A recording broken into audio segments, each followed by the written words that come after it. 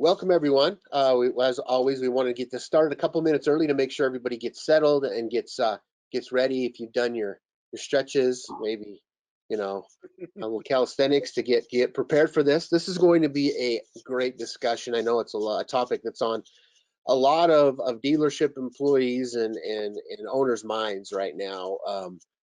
How do we get these cars? How do we decide what they're worth? How do we move them?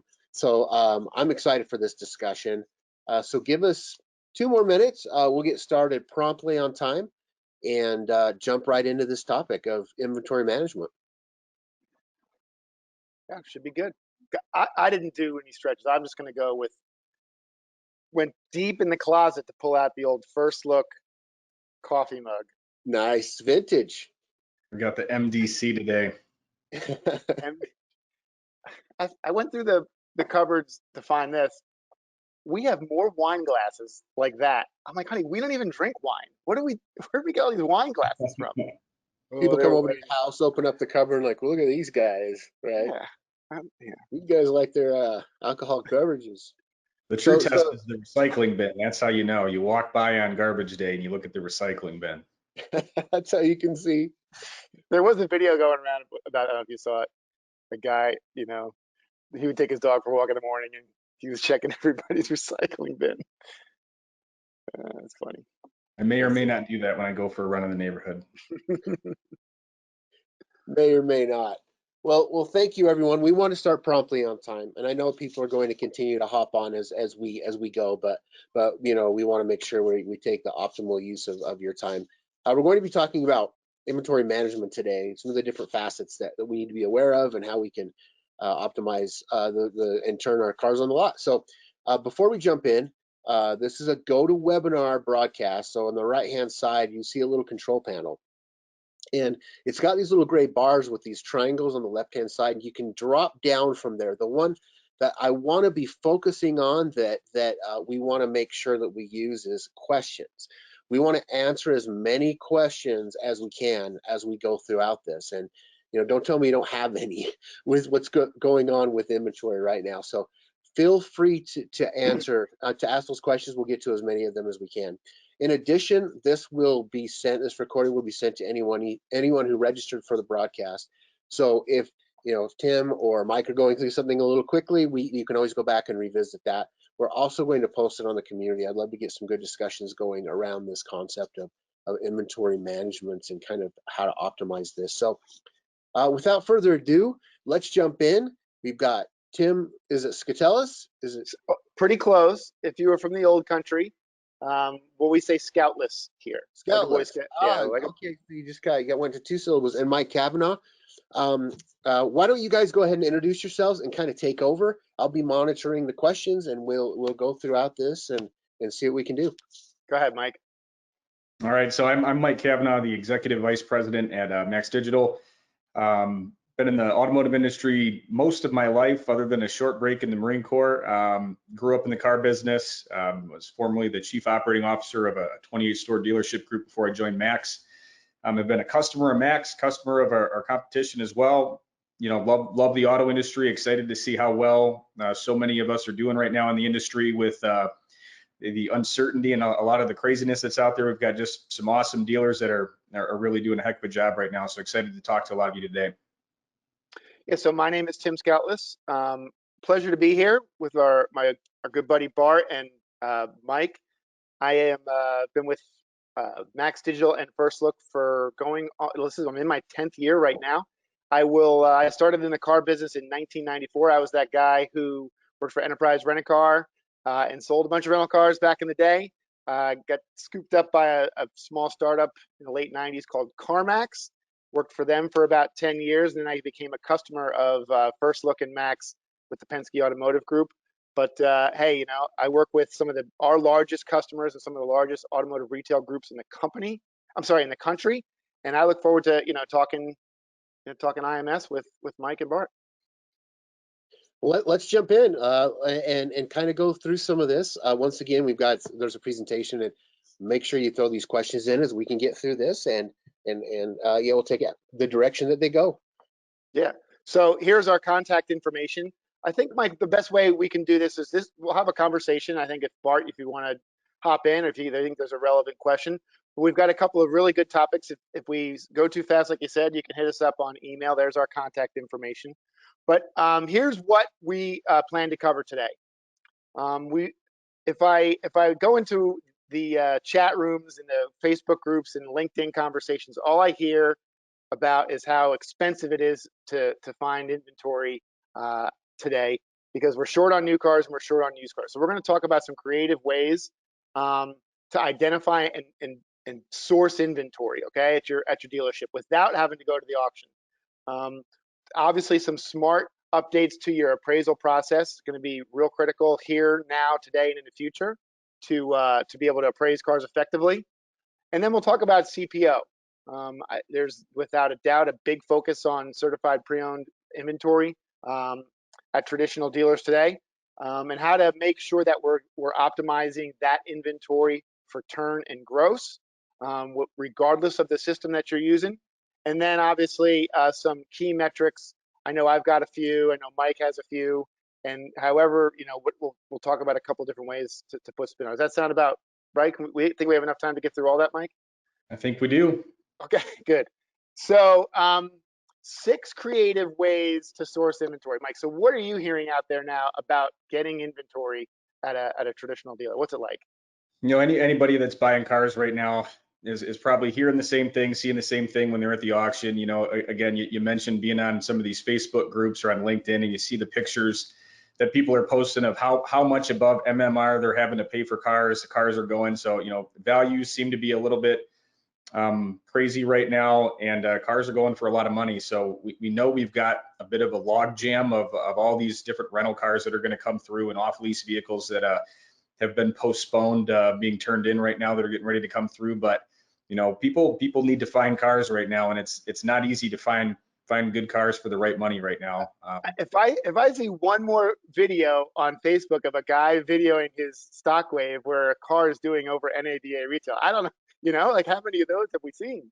Multiple times a day. Yeah, not multiple times. So we got 6 ways to acquire inventory, because that, I think, is a key thing in this new normal, right? So number 1, I think, and we've got a lot of good talking points here, Mike, is improve your trade and appraisal and focus on process. I mean, we had a conversation a couple of maybe a year or so ago with an executive who said, if there's another downturn in the economy, it's going to be used cars that's going to save you. And that group took it very seriously, and they are one of the leaders when it comes to appraisals and the process, and a couple of things that we're going to talk about here. But let's talk about the market data listing. We'll dive into days supply, cost to market percentage. I mean, these are the key metrics. Let's make sure we hit them so guys know maybe where we stand and some things that they might have forgotten along the way. So this is what the appraisal screen looks like inside of Max Digital and First Look, but I think it looks the same. The same metrics are kind of common across the industry. Would you agree, Mike? Yeah, definitely. I mean, maybe they're laid out a little differently, but everybody's looking at the same relative data. Yeah. So it's important to know that, market listings. We've had lots of conversations over the last 120 days. This is, information. It's key to know exactly what your competition is listing cars for. I know that Dale Pollock is on record as saying, hey, it's about what you can sell a car for. I totally agree with that. So understanding, what the market's at, the market day supply. So these metrics are a little bit, more, what's the word I'm looking for here, Mike? There's maybe a slight lag in the data sometimes. What do you think? I think so. The key is looking what the vehicles are advertised for, and knowing what you can sell them for as well. And sometimes that's a little bit different, but there is a bit of a lag when it comes to the books and the market data. A lot of people have historically used books pretty heavily to buy vehicles, and using that, what can I actually sell this vehicle for, and backing into it is seemed to be a good strategy with the lag on these books and the volatility in the market right now. Yeah. I think it goes without saying, before you acquire a piece of inventory, being able to put a retail test, understand what your percent to market will be, what your cost to market will be, where you're going to rank based on, your estimated recon, all of your cost, your fixed costs, and then a target gross, I think is critical. I think you all need to be on, if there's more than one guy appraising cars at a store, they all be on the same page about what we're putting there. And then looking at the market from a mileage perspective, there's my good friend Patrick McMullen and I, we've had a lot of conversations over the last couple of months about this. What really, Mike, I'm asking you, Mike, where do you come down on, when you're looking at a vehicle at appraisal, what sort of mileage range do you consider, or do you think guys should be considering today? I mean, I think you kind of have to consider all the mileage ranges right now with what's going on with availability and what you historically sell. But, you and I were talking about, low mileage per year versus high mileage per year and even average miles, and how you have to know what you can sell that vehicle for based on those miles, because it does differ. And sometimes everybody wants to make, $2,000 or $2,500 when they appraise a car, and they're wondering why they're missing them and why, CarMax is buying them. And I thought, what you told me about your strategy at CarMax back in the day is probably pretty relevant to share. Yeah, well, so I look at this particular box and when I go into dealerships, and I see a lot of guys that want to kind of like get rid of the high mileage cars and get rid of the low mileage cars and create this marketplace where there's 20,000 miles either side. And I talk about this because Black Book specifically in their market update just the other day said there is a premium on low mile per year cars. And in the example I have up on the screen right now, this is a 2018 with 27,000 miles. I'd consider that low mile per year. And this car is at a premium right now. So I think you've got to consider those low mile per year cars, because one, those are the cars customers are going to want. So you can demand a higher price. And you're going to have to pay for them if you were to go at the auction. So definitely consider all that stuff. Obviously, equipment, you want to make sure when you're looking at your competitive set that you're seeing all the cars in the marketplace that have like equipment. And the really cool thing about our system, Max Digital, we actually can go into the OEM packages. I know in some particular cases, a $4,000 package, M Sport or whatever could be the difference maker with regards to a value. And then brand new to our system, but I think it's relevant information.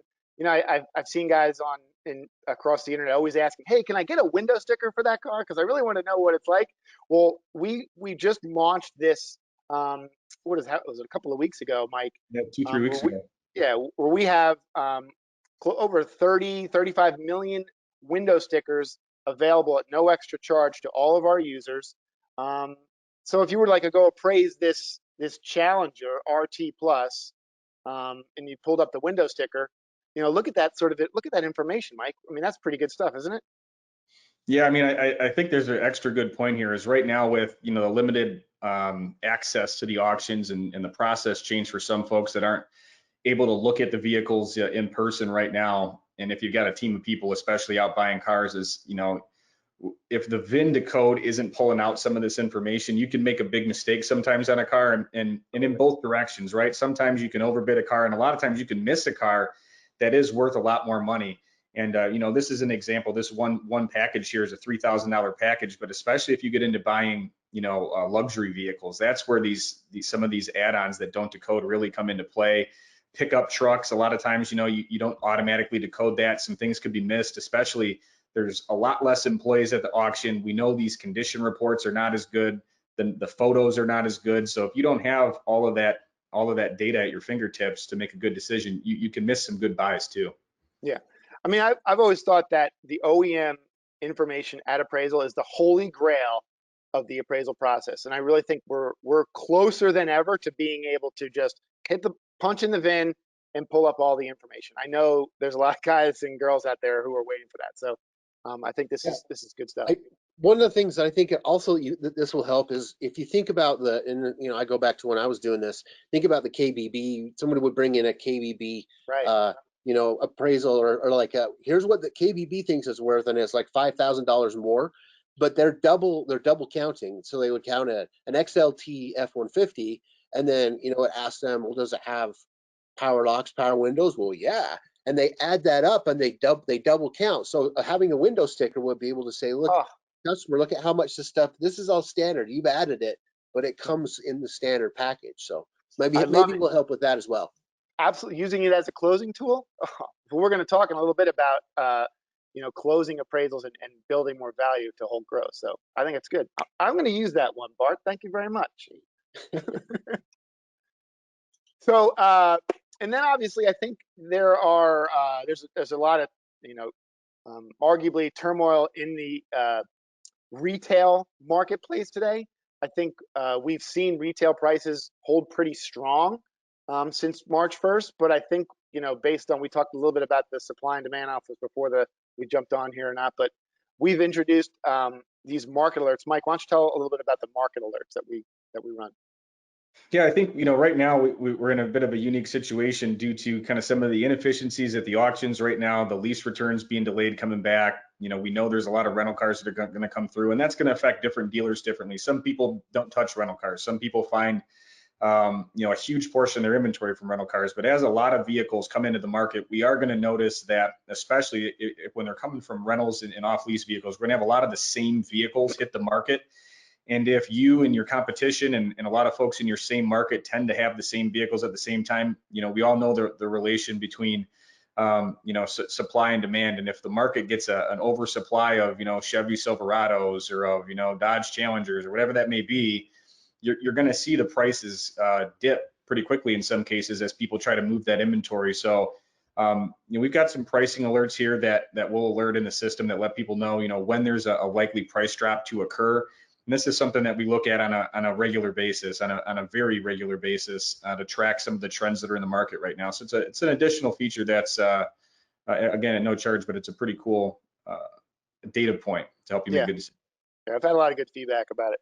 So we talked briefly about the market listings, and then on this particular Jeep Compass, I think it's critical that when you're looking at the competition, you're doing that retail test. Hey, if I take this car and what can I sell it for? Because we're talking about appraisals here. If there's one or two things, Mike, that you think is important for a guy to be looking at here, what would you put your finger on? So I'm a big fan at the devil's in the details too. So whenever I'd look at market listings, I would like to go in and take a look at the actual vehicles themselves as well too. Yeah. So, we all know the pea green and the rust colored and brown cars, right? Those things are typically going to be cheaper. And fortunately, the manufacturers have started to stray away from making some of those colors over time that were not in super high demand, but we still do see those. And I think also, people do make mistakes with merchandising as well, and they will unintentionally, make a vehicle look like it's something that it's not. So taking a look when you're pricing, especially if you're trying to be a price leader, clicking on these listings and taking a look at these cars themselves to see, is this car maybe a little bit more of a rental rocket type car and yours isn't, but paying attention to the details there so that you don't unintentionally give away, margin and gross on your car. Absolutely. That's what it's all about. Like if you think you've got that much nicer of a car, let's, do that test. That's really good advice. I agree. So that's, some really good tips on the appraisal process. Did we skip anything there? I think we touched. Yeah, we're going to get into a little bit more later, kind of the collaborative nature of how we can get into things, but I think that's good for this introductory part. Yeah.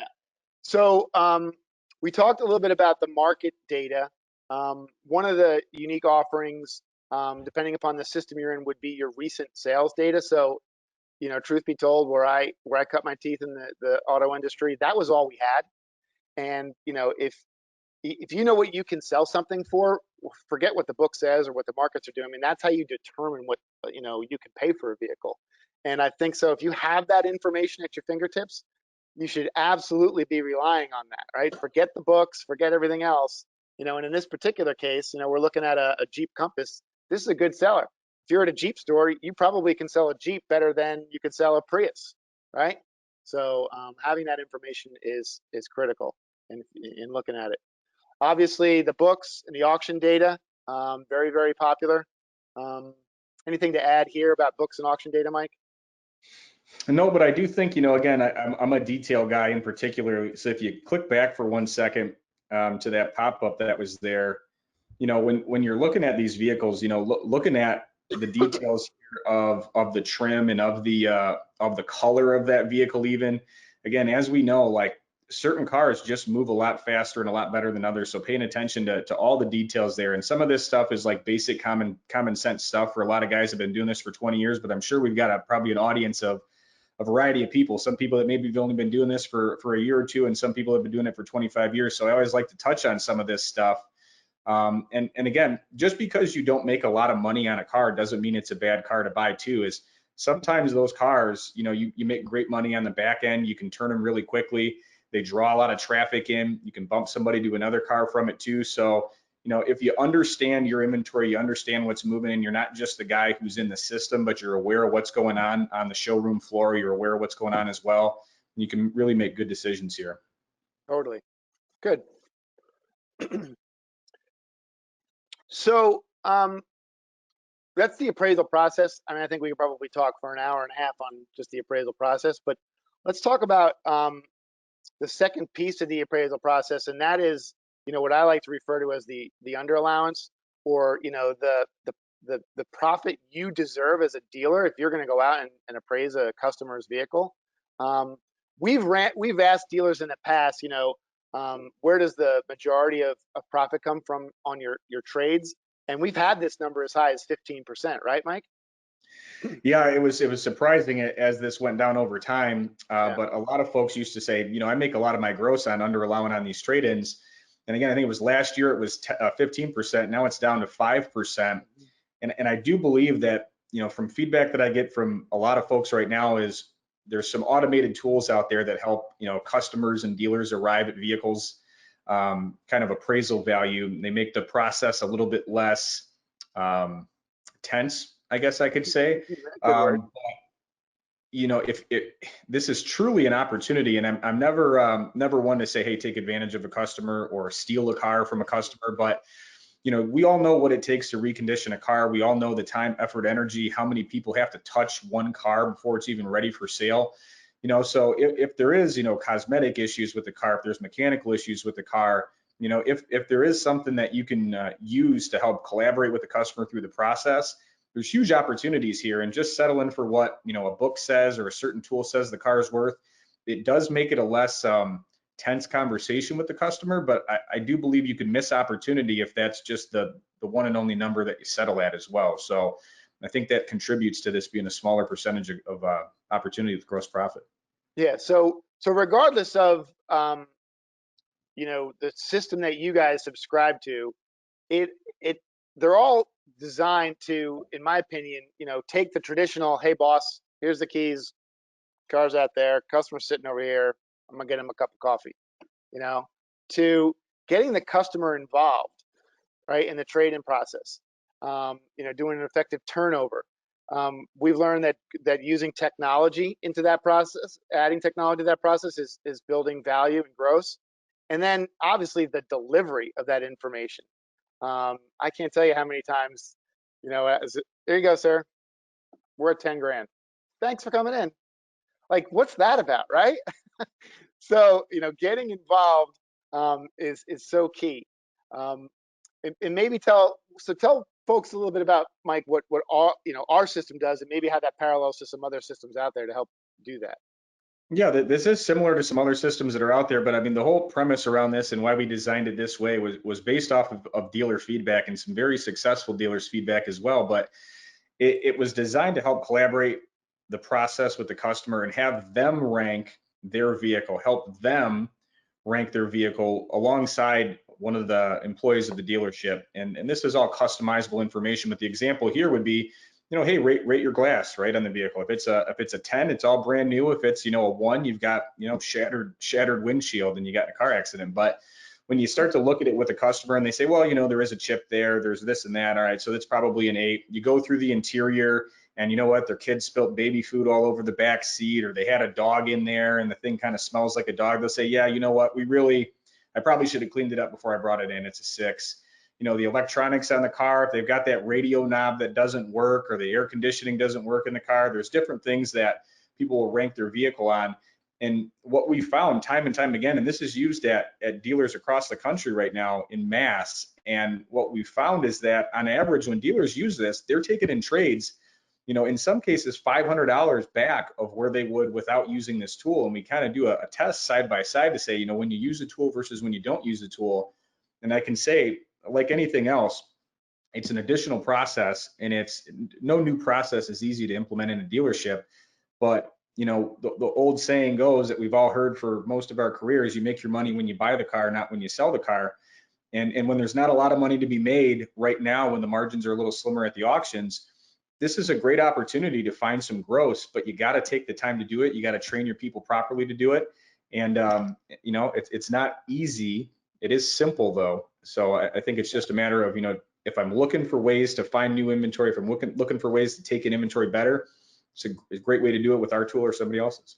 Yeah, no, you could do this with paper. I think that's the point of the Right. KBB, instant cash offers, is just slow the process down, get the customer involved, collaborate, bring down the walls. We've seen customer offer forms over the years. I've seen hundreds, if not thousands, and quite frankly, I think they probably all work, whatever you designed, but we found something like this has been pretty successful, where you review the customer's vehicle, give them credit for, hey, Mr. Customer, we noticed that you had the real nice sunroof and upgraded wheels and the leather looked awesome, but we did notice, hey, that you were missing the keys, or there was a scuff in the back, and and using credible third-party information, right? That's huge. Customers don't know what MMR is, but they might know what KBB is. And then reminding them of the condition, and putting a real math, a real like algorithm, or lining it up and say, hey, here's how we got to the value of your car, right? That's kind of how most of the people do something like this, right, Mike? Yeah, I mean, it's kind of, hey, you told me, right? Hey, Yeah. Mr. Customer, you told me that, your car was worth this much. You told me that, this is how you rank these different aspects of your vehicle. We arrived at 88%. KBB says the vehicle's, 34,821 if it's in great shape. Your vehicle's not in bad shape at all, but it's not 100%, right? You ranked at 88%, which is great condition. So if we took 88% of 34,821, the market-based appraisal that you came up with is 30,642. And I think it's a lot of that's in the delivery. And that's why training is so important and a process is so important, is because if you're just relying on the tool and whatever value the tool spits out, you're going to get those results. And they may not be bad results. They may help you take in a lot of trades, right? And again, I'm not discouraging or encouraging people to try to lowball people, because you'll miss a lot of trades if you're trying to lowball people. But if you collaborate with people, and this is a value that they helped arrive at, there's money to be made there. That's facts. There's money to be made. You'd be surprised. I've done this hundreds of times at dealerships, and you know what? You're right. I was thinking higher, but I agree with you. You'd be surprised, customers. No, so I strongly encourage, wrap yourself around the way you're appraising cars and the way you're delivering those appraisals, because it's the most profitable source of inventory at your dealership today. So yeah, and one more point here, Tim, is a lot of people are doing remote appraisals, and they've got kind of blind appraisals that happen, and they're buying cars out of customers' driveways right now. Yep. But I have to tell you, we've got a lot of dealers and a lot of very large successful dealer groups right now that want to implement this tool. And again, whether it's our tool or a tool like it, but they want to implement this tool when they come to inspect the vehicle and pick it up.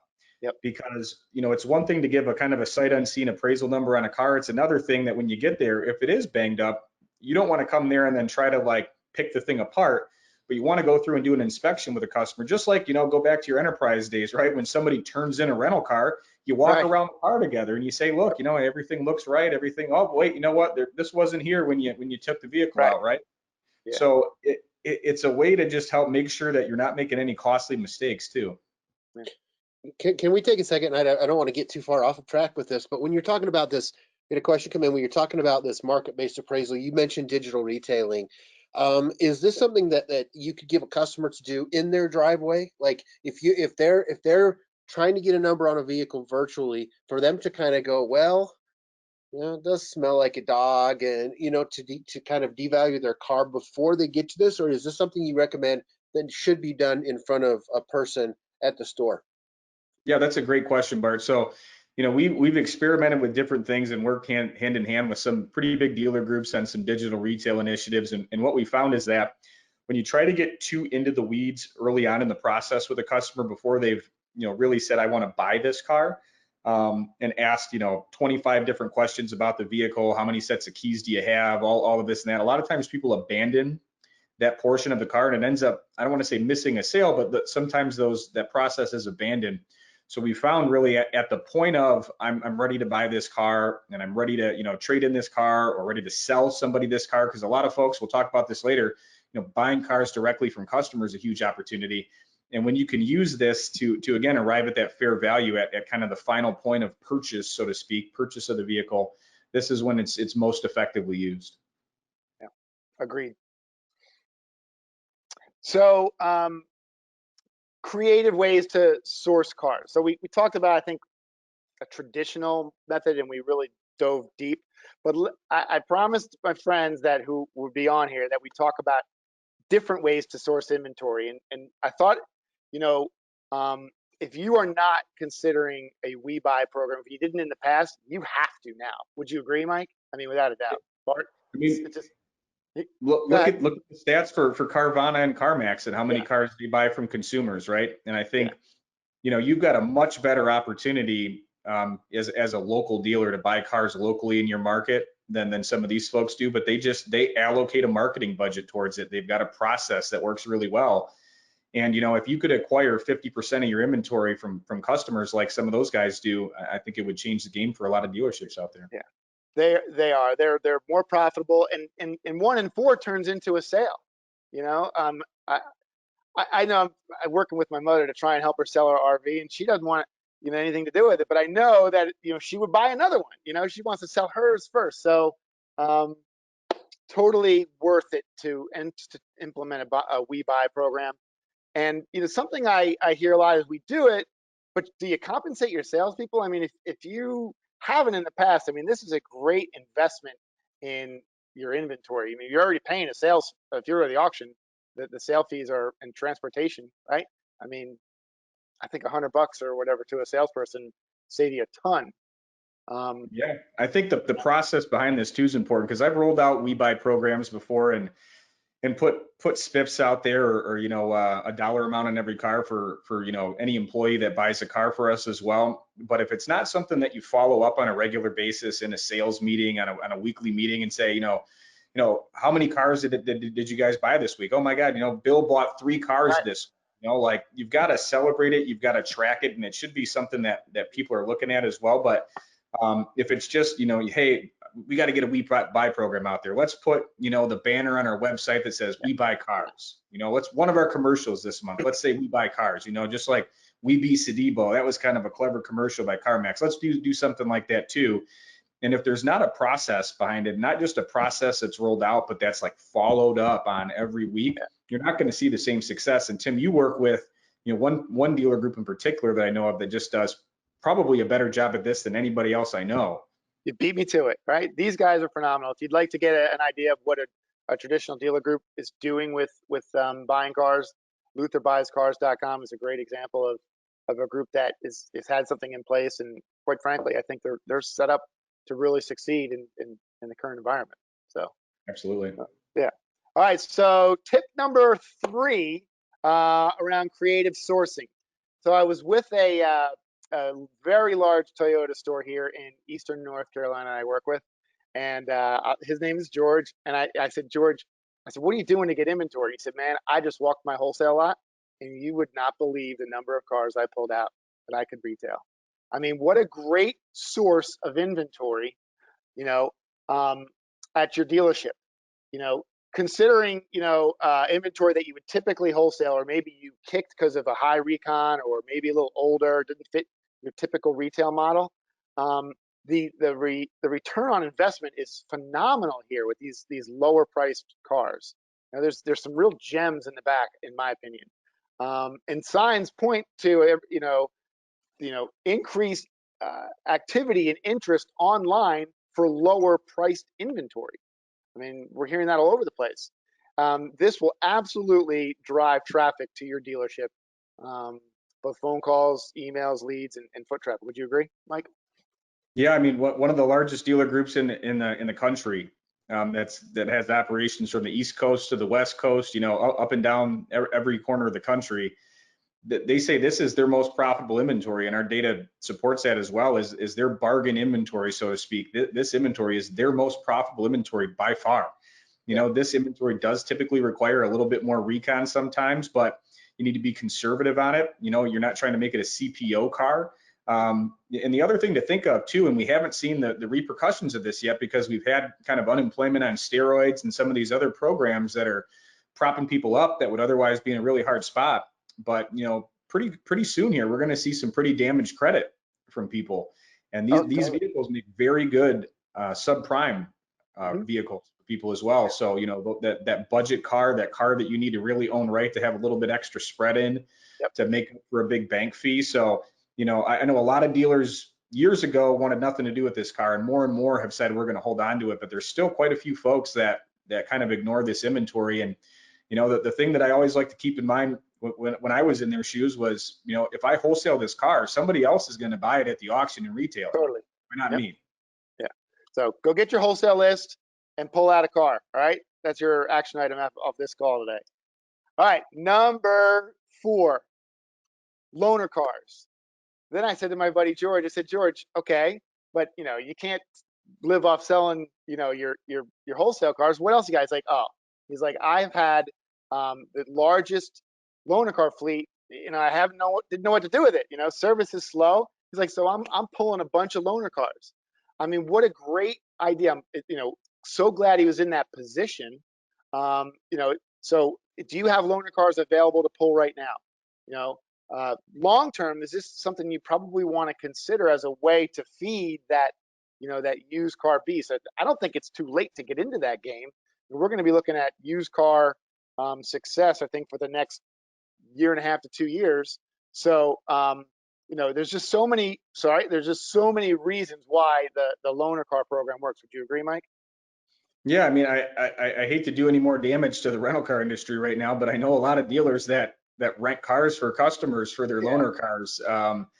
You know, you've got an asset that you can depreciate, that you can pull out and you own right, and can become a really great retail car or CPO car. So I mean, it's not as easy as just sending somebody down to Enterprise or having somebody come drop off a car for them. And I know there's reasons why some people don't like to do it, but you know, again, we're thinking of creative ways to source inventory, and this is more of a long-term play, but it is a great idea. Yeah. Well, when I worked, we had our loaner cars were our test drive cars. We had such a big facility. We had, you know, in the sales department paid the depreciation down, and then we knew, you know, those were going to be used cars down the road. So I get it, the whole rental car thing, but all right. So number 5. Man, you and I were on the phone a couple of weeks ago, and you brought this idea to me, and I was like, God, this is brilliant. And I know a guy who used to do this, but a reverse lookup, right? Some sort of an age dealer exchange. Like, how many times, you know, are you looking at market listings and the pricing tool of your system, right? And you're seeing, you're ranking how long. Oh, that guy's had that car forever. Well, that would be a nice, you know, why don't you use those market listings, right? And say, hey, man, I'm at a Toyota store. I always use Toyota. That's where I work. Who wouldn't want a 2016 Toyota Tacoma, you know, TRD Sport 4-wheel drive, right? If you're at a Toyota store, Mike. So tell them a little bit about, you know, our conversation. How do you feel about this? Yeah, I mean, I personally did this, you know, for years. Here was actually look at other dealers' aged inventory and try to find cars that they were probably going to send to the auction or that have just been sitting there too long that, you know, they're getting sweated about, and just call them up and make an offer. I mean, again, it sounds like a pain in the butt to some people, but it's, you know, there's some glaring things. And I know we've all been, you know, getting our cars, pricing our cars, appraising our cars, and we've seen this and we're like, how the heck does this guy have a car for 106 days? That thing should be moving pretty quickly here. Right. You know, make an offer on that car sometimes, and you'll be surprised at what you might be able to get it for. And this is especially true with people that have a really tight process. And I go back to the, you know, understanding what's going on the showroom floor, understand what's going on in the BDC. I listen to hundreds of calls a year that come in from customers into the BDC, and you would be shocked, or maybe you wouldn't be shocked, at how many times a customer calls in looking for a specific car and somebody in the BDC says, yeah, sorry, we don't have any of those. And the customer hangs up and that's it. versus saying, let me find one of those for you. Maybe it's a really skinny deal. Maybe you got to pay this guy all the money for that car, but you can make a couple grand on the back end on that car and get another retail sale. Why not try to do that at least? And again, there's some stores out there that are, look, hey, I'm having a record month. May was awesome. June's awesome. We sold 450 used cars. I don't have time to mess around with this. Maybe somebody does. And maybe somebody's not in that same position, but this is another unique, different way to help look for inventory for some people that are challenged. Because we hear from some folks as well that I've got a bunch of pre-COVID inventory that I'm not moving right now. All the fresh stuff that I bought when the market's down, it's turning like this, and I can't move this other stuff. So rather than that guy incur a sale fee or a transportation fee and you incur a buy fee, try to pay the money that you would pay even for the car at the sale after the buy fee and transportation. Everybody might be happy. You can flip that thing pretty quickly, especially if you got a buyer. Yeah. No, this is I think where this is going to become. I think there's an idea here that is bigger than just this conversation. So I think more to come on that. All right, number 6. I mean, this goes way to the Wayback Machine, but I was talking to my buddy George, and so he helped me with all these ideas. He's like, yeah, he's like, I've got salespeople, sitting around during the middle of the day. He's like, I've got them on third-party sites. He's like, I got them on Car Gurus looking for Tacomas. I've got them on Auto Trader for looking for Silverados, and I've got them on Craigslist looking for Tahoes. He's like, they're calling the private sellers and saying, hey, Mr. Customer, I see you got your car online for sale. Would you be interested in a free, no obligation offer to buy your car straight out for cash? Absolutely. Okay, the guy says no. And I think to your point earlier, this isn't easy, but man, it's a lot better than paying those. If I see one more video about a car doing more than retail, right? This has got to work, doesn't it? Yeah, I mean, I used to tell the young, hungry sales guys, is like, look, you're either going to go home and spend time on Facebook or Instagram or Twitter, or you're going to go home and while you're watching TV, you can look for some cars we need and you can make some money. So it's another option. And rather than complain about cars being too much money at the auction, it's just exhaust your options elsewhere. Look at some of these alternatives, and maybe you only buy one car this month looking through this and you put in a lot of effort and energy to do it. I'm not recommending that you have, your number one buyer or your used car manager do this necessarily, but you can utilize your resources and some of their time to do things like this. Yeah. So there's our list of 6 creative ways to improve your sourcing, your inventory management. I had that bonus one down there, kind of came in a flyer at the end. Maybe you could look at your employee trade program, your employee purchase program. Again, I was talking to my buddy. He rewrote the rules to encourage his employees to trade in their car and buy one from him as a way to acquire more inventory. So I think there's a ton of ways to get creative here, as opposed to going and paying the high prices and all the fees. So, all right, let's move on to certified cars. So, Mike, when you're managing inventory, I think today and for the foreseeable future, it goes without saying that certified pre-owned inventory is going to be important for franchise dealers. Agreed? Yeah, huge right now. I think some of the most successful used car operators that I know are bullets, lights out with CPO. Yeah. So, and I was researching for this presentation. I was like, let me get on the websites and find out. Did you know that 0% for a used Toyota certified Camry is available? That's nuts. 0% for a used car. 0.9% on up to for 60 months on 2016 and 2018 BMWs. 2.9 at GM. I mean, this is live right now here today, June 16th, 2020, and 0% over at Volkswagen Credit. Incredible, isn't it? Why do you think the guys are? Why? Maybe give a little example why people are doing this, Mike. Well, I mean, this is a great way that the manufacturers or the captives, so to speak, I should say, are really supporting their dealers here. But when you're short on new car inventory right now, you need to help your dealers move used car inventory. So it's good to see this.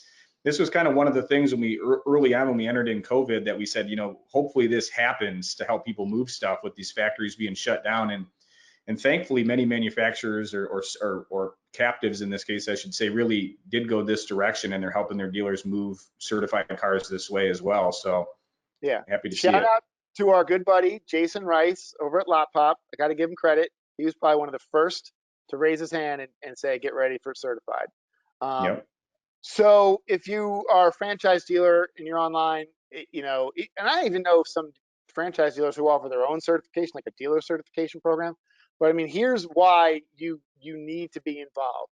I think you just touched on it, Mike, right? So the manufacturer support, both from a warranty perspective, right? You can sell a car because peace of mind is something that's very important to a customer. And then the support on the F&I side, right? We just saw how the rates, and didn't I see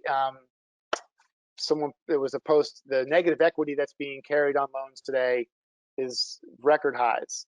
So, great reason to be involved in the certification, certified pre-owns for your manufacturer. Available inventory. So we talked about 6 creative ways to get inventory. Many of them were loaner. One of them was loaner cars. So, new car trades are going to probably be in that, in your cylinder, in your core inventory. You have access as a franchise dealer to lease turn-ins, right? Everybody's got that direct dealer purchase funnel that if you're not tapping into, get a hold of your rep on the financial arm of your franchise and find out where are those lease turn-ins and how do I get access to buy those cars, right, upstream. And then we talked about, obviously, I mentioned the loaners before. And then finally, I think if another reason for certification is the brand familiarity. We have a product called the Digital Showroom where it helps sell used cars at a Toyota store about Chevys. Well, hey, you know what? If you're selling certified pre-owned Volkswagens at a Volkswagen store, your people already know all about the Volkswagen. So the product knowledge is there, right? And the comfort. How many stores have a used car, a new car guy that's just the new car guy? Well, let's get them comfortable selling used cars, right? Certified pre-owned. And then on the service side, how many times have you put did I put a Volvo into the Toyota service department? And you said the other day, like, everybody in the shop is looking at it like it's a spaceship. It's like the shuttle. Like, how do I fix that? Well, when you're in certified, you're staying in your vertical. Would you agree? Yeah, and I think, time to market is something that we've talked a lot about lately, and that dealers are getting better and better at, and some have struggled with historically. But, a big part of time to market is getting that car reconned and through the shop. And if you have parts on hand to get that thing reconned, it's going to move quickly. And right now, with the way things are moving with, ordering anything, I think I've been waiting on some packages for, 70 days right now to get to my house. But if you're working on some kind of unique vehicle that you don't have parts handy for, that's going to slow down your process with getting that car online and moving it and turning it quickly. And especially with the volatility of the market, that's a super important metric to follow right now. Yeah. So maybe just talk briefly about, so if you're going to sell these certified pre-owned cars, it's important that we run the basic traps, the blocking and tackling, right? Price it, make sure we're priced to market. You're priced those listings, CPOs versus non-CPOs. How do we, what do you look at? Market day supply, sales, all that same stuff we kind of talked about in the appraisal process. From you there? Good, Mike? Yeah. One thing with CPO, right? So the merchandising piece of this is important too. But Tim, I'm going to ask you a question now. Is how many times have you been in a store and talked to salespeople or talked to somebody in the BDC and they had no idea everything that CPO included on that vehicle? They couldn't explain it well to a customer. Oh, yeah. I do it every time. I go to the store and talk about it. They don't know how to get that extra money. So we're going to talk about that here in a second. So it's important that you know your inventory and be able to sort your certifieds out and see where you are priced to market. And again, we talked about the market listings at appraisal, Mike, that 30,000 foot view. But, when you drill into those listings, let me ask you your opinion. It's like, so if and this is a great, we're going to see plenty of 2019 Chevrolet Impalas, right, in the near future from a whole bunch of different sources. Oh, yeah. How does the guy differentiate himself? What do you recommend? So that's a really good question, Tim. And I think, especially if you've got a more well-equipped one, I mean, that's going to be really easy to differentiate yourself. But you've got to be impeccable with your merchandising on this car as well, and highlight every little thing that's different about that vehicle.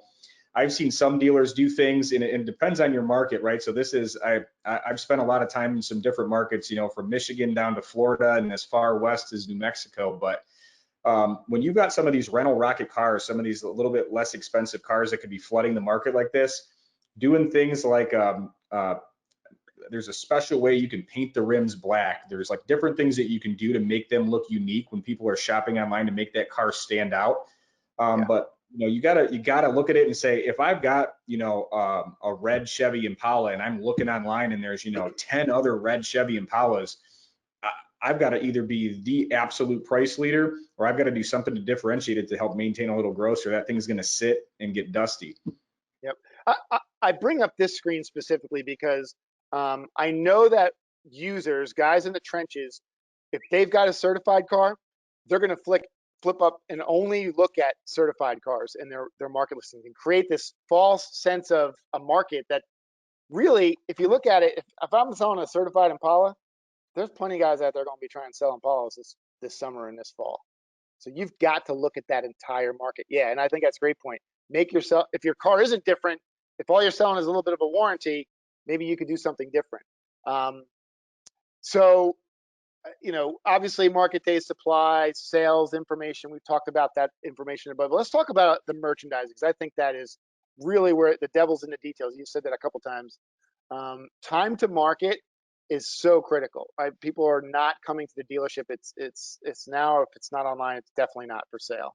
And merchandising. So we'll get into the time to market here in a minute, but know which cars in your inventory don't have a price. Most systems will not send a car out to the internet without a price. You need to know which cars don't have photos. And wherever your photo process is, if that person was furloughed, or that job fell through the cracks, you've got to be, look, this store's got 41 cars with no photos. I mean, that's a big problem. Some systems will alert you to cars that are potentially not online. I see this all the time.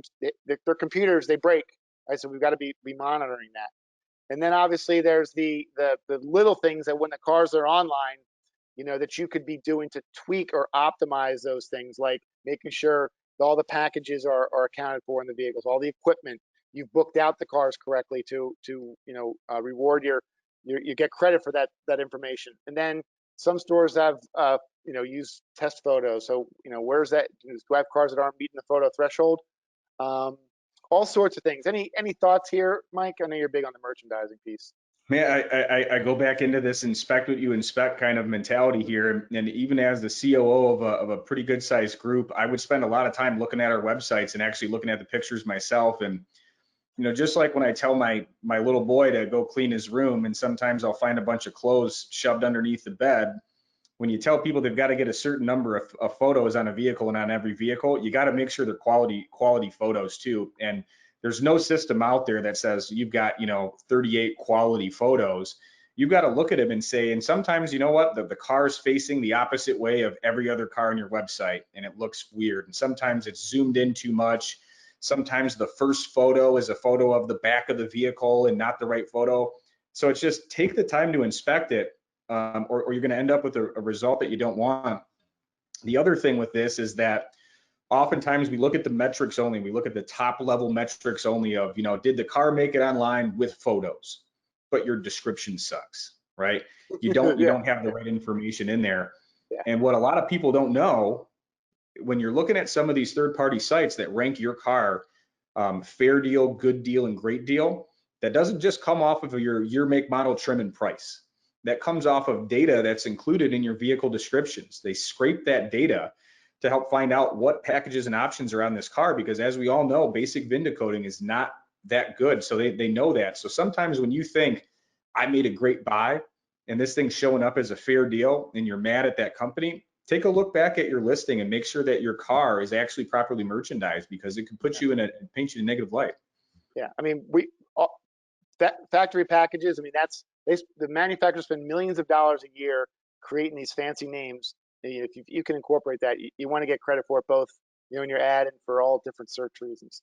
Over the years, we've studied the consumers. We know what they're looking for when they're searching online. this hasn't changed. You know, when a person searches for cars, they want to validate the price and they want to see, feel secure, and they're going to look at the Carfax or the auto check. We talked about the certification equities. Hey, did this car win car of the year? Well, let's give credit for that. The manufacturer packages, and then we even, again, we've got that window sticker data. You want to be able to load your lips of your salespeople and on your website with those things that were important to the car when it was brand new. Windows locks, power windows locks, tilt cruise cassette doesn't cut it anymore. I mean, we've known that for a long, long time. Cassette definitely doesn't cut it Right. anymore. And then, if your description is something like this on the left, right? Advanced traction control makes this one a Huggy Bear. No, build an ad that talks to what's important. And we're talking about certification. Include those equities in your ad description as many times as you can put that out there. I mean, I know you got to say something 10 times before somebody listens to it. Use that content in your description. And then obviously, the window sticker data, if it's available, even more important. Hey, it's kind of late in June, but if you still have snow on a car, you're in trouble. I would inspect but take snow out and put in garbage or dirt or whatever, or poor background. Inspecting your photos is huge, especially if you want to get credit for that extra gross. That paper floor mat that's wadded up underneath the gas pedals, that's probably the most notorious thing I see that makes a car look like crap when you're looking at a vehicle online. Is, again, it sounds silly to say, hey, look at your photos on a regular basis to some people, but if you're not doing it, delegate it to somebody. But somebody's going to look at that car and they're going to think that it doesn't look good and they're not going to buy it. There's a lot of competition. So I'm going to wrap it up here with, I think there's more than 4 key metrics in here. And then if we've got any time at the end, we can answer a couple of questions, or we'll turn it back over to Bart. But if you are not, inspect what you expect. Appraisal closing rate. I get asked all the time, what's a good look to book? Well, where are you at now? I don't know. It's like 38%. Okay, what do you need to do to get to 48%? That's what I would say. If you're, hold people accountable and drive that number. There's absolutely no reason why a traditional dealer shouldn't be over 50%. You might have things going on in your store. Would you agree, Mike? I mean, about appraisal closing rate? I would, and to tie back in the conversation about the budget cars as well, as I know some people that go through a pretty rigorous process on most trade-ins, and when they get a cheapie, they're like, tell them it's $2,500, and they'll miss a car and it doesn't show up in this number. Process is only good if it's consistent. All the time, yeah. And if you're struggling, here's a tip: institute the trade walk. But before we all go inside, let's meet on the back lot. Park your car back there, and then put employee parking back there, and then everybody walks the trades in the morning, and then we go inside and get our day started. Just a little tip for you. Time to market. So, what's a good metric here, in your opinion, in 2020, Mike? What should a guy be shooting for, or a girl? Again, just like you said, it kind of depends on the store and where it's at today. But if you've got the same brand vehicle, you've got the parts there and everything, 3 days. Yeah, I think so. We offer 2 metrics. So we know guys who want to get cars on really fast. So we have this, online with photo. Hey, just take it, get it out there. It's better than nothing at all. And then we can track where you've completed the ad, right? Put 31 photos out there. We wrote a good description. We've got an accurate price. So I agree. It could vary, wherever you're at. But I would tell you, yes, 3 to 5 days to a completed ad in 2020. If you're not, and that's obviously when the car is there. If you're buying cars off site, that's a whole different story. This is a metric, Mike, that we promote a lot at First Look and Max, the stop to drop metric. Why don't you talk a little bit about what this does? Yeah, so I mean, it's one thing to take a look at, I want to turn my inventory fast and to look back and say, what did I sell this vehicle at? And only look at what was your last listed price online. But what a lot of folks don't pay a ton of attention to, and some good operators, they've got their own spreadsheet, they do this well, they've done it for years, and that's really where we learned it from. Mm-hmm. But paying attention to, how much do you reduce the selling price before you sell that car from what that last price listed online was? So we track the drop. And we are, one of our sayings around here is try to stop the drop. So how can we avoid giving away gross? You know, a lot of stores have moved to kind of a one price model, and they're kind of a one price model. But you know, if you're pricing this car to market, if this thing's merchandised well, if the vehicle's clean, you know you've got this thing priced right. It becomes kind of an insight into, you know, do I need to focus more on my sales process? Are we giving away deals just to try to close them, or could we get a little bit better with building the value in this unique vehicle and educating the customers? So that's Yeah. my overview of it. Yeah, no, it's a metric that I think should be looked at all the time. Um, we've been talking about this metric since 2001. It's the sweet spot sales. You know, if you're not tracking that, what percentage of inventory are you retailing in the day 0 to 30? Our good buddy, I'll give another shout out, Jason Rice. He promotes this too. He calls it the first 30. You want to be effective, you need to know where you're at and pushing this model. And hey, we know that they all can't sell in the first 30. We actually also promote, you know, retail sales efficiency. What are we selling before day 60? So this is an oldie but a goodie, one of my favorites. And then I think there's things like your average cost. You know, what percentage of inventory? What percentage of inventory do you have over 60 days? Man, we were talking about that earlier today. You know, some large groups have a very large portion of inventory over 60 days. That's something I think that people are going to need to worry about. What's your average cost per used car, right? How many do you have in stock? And not just how many cars do you have in stock total, but how many retail ready cars do you have in inventory? Anything to add there, Mike? No, I think you covered that good, Tim. Okay, good. So obviously things like water, we talked about that. Price and cost to market by bucket. If you're not watching this every day, you know, the market is changing weekly. Be very, as a decision maker, this is a great place for you to come in and just say, hey, where are we at, Mr. Used Car Manager? I want to make sure we're all online. Most tools have a report that offers that. So, hey, we covered a ton in this, right? I think this was we got through a lot of good material. This has been really good. One of the big takeaways I have for this, and I think we can end on this if you guys want to comment on it, is at the end of the day, we always used to train our teams. Look, there are two separate transactions that are taking place right now. We've got to sell the car, and we've got to let the customer sell us their car. You're making a really good case of making sure that as a dealer, you are focused on, you have a strategy in place and processes built to purchase vehicles from customers. That's something that you're focused on, that you're emphasizing with your staff, that you're, to your point, you're spiffing them or compensating them for some reason, but you really dial in that process so that you can capitalize on some of these ways to acquire vehicles. Totally. Guys, I appreciate it. Thank you so much. We don't have any questions. That's how good it was. We're clean here on the question front. There's a lot to be going, and this is, to your point, an ever evolving conversation. We really appreciate you giving us some strategies on picking up vehicles so that we can keep our lots full and keep turning cars. Yeah, so there's our contact information. Again, feel free to reach out directly to me. It's easy, Tim at Max Digital.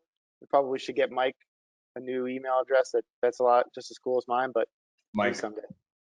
better. Hey, thanks so much, Bart.